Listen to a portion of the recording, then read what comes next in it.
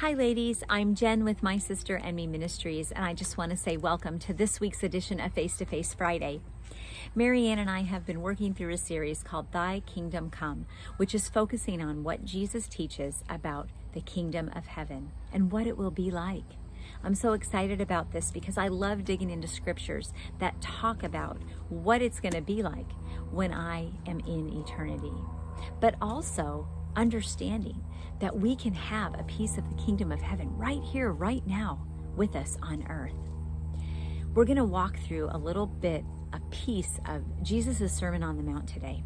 The Sermon on the Mount is one of Jesus' most relevant and important messages. It's found in Matthew chapters 5, 6, and 7, and I want to encourage you to read through those chapters if you have never heard this message before. You see, right before Jesus comes to do this on the mountain, he is walking through Galilee, healing people, forgiving people of sins, loving outcasts, talking to women, doing things that were countercultural at the time. And he calls us to be countercultural. He calls us to live his way, not the world's way. So let's dig into Matthew chapter 5. Would you meet me there on verse 1? And we're going to just read the first 3 verses. Okay, so let's go. And when he saw the multitudes, he went up on the mountain, and after he sat down, his disciples came to him. And opening his mouth, he began to teach them, saying, Blessed are the poor in spirit, for theirs is the kingdom of heaven. Blessed are the poor in spirit, because theirs is the kingdom of heaven. That's just one piece of who will be in the kingdom of heaven. What does it mean to be poor in spirit? Let's talk about that. What do you think it means to be poor in spirit? It's not the same as just being being poor, like of lacking maybe financial gain or worldly things. This is talking about our soul, our spirit, our mind, our body. Where are we in that area of our life?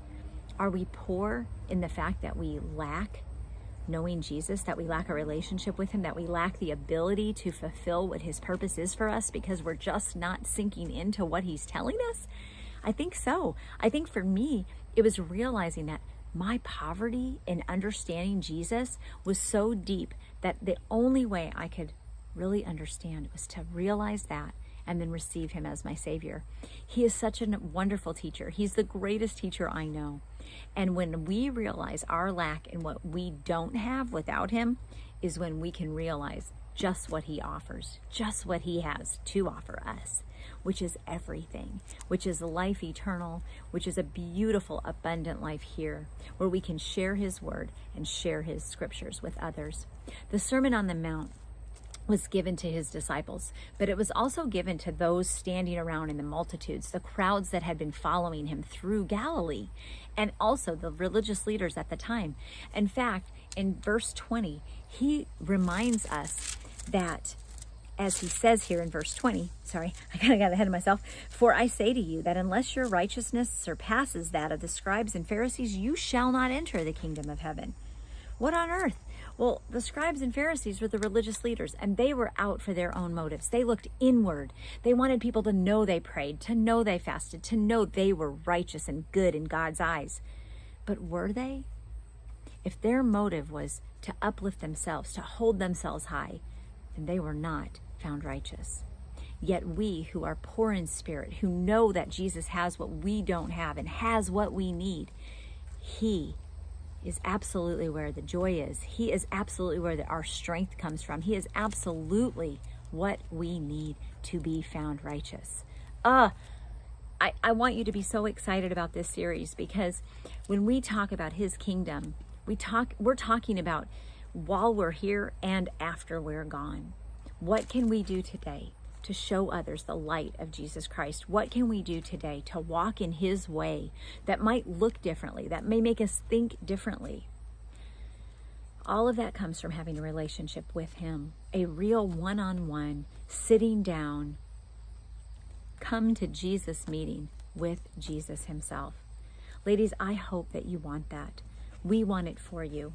As you go about your week, as you are looking for ways to spend time with him, pray and think about these scriptures that he says, let's come into the kingdom.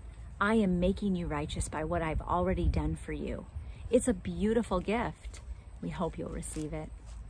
Ladies, we hope that you will hold fast to hope this week, and we will be praying for you that as God reveals the things in your life that you need to see to just come full circle with Him, to live for Him, to love Him with all your heart, mind, and soul, that you would receive that beautiful gift, that you would be made right because of what your Savior has done for you, and that you will rejoice and enjoy what you can do right here and now to bring a piece of heaven to earth for those around you by looking outward, not inward, by letting your light shine for Jesus Christ. Hold fast to hope, ladies. We love you, and we'll see you next week. Bye-bye.